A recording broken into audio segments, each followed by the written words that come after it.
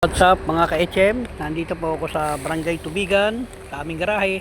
At ito po, papakita ko sa inyo itong mga 5 bagong dating na Yutong bus. Ito po. Kapon lang dumating yan. Yan, ikutan muna natin yung harap. At saka yung likod. Yan.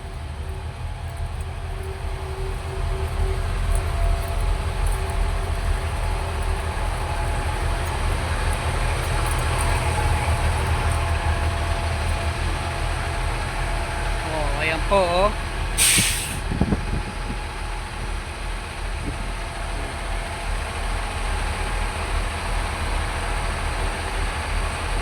Okay. At ngayon po naman, papasukin natin ang loob. Tingnan po natin kung gaano kaganda ang loob nito.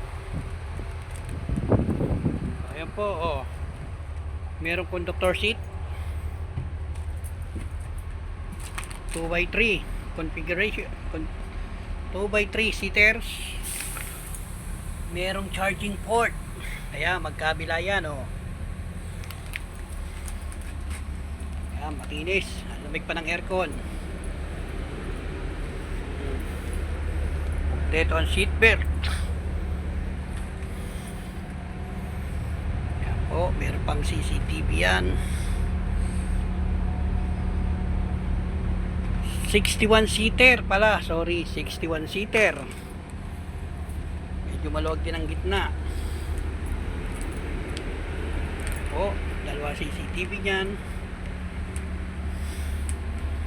At ito po ang kanyang dashboard.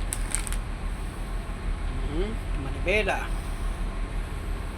At ang cambio nasa dashboard, kagaya ng mga nung nauna kong i-vlog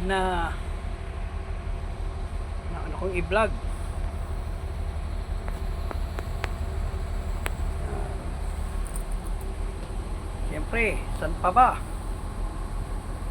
HM lang ang meron nito. Biyay Santa Cruz.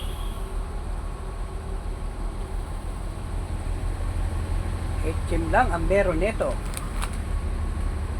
Oh, ayan. Alright. Sa Biyay Santa Cruz, HM lang ang merong. Nasa dashboard ang cambio. Maganda. Okay.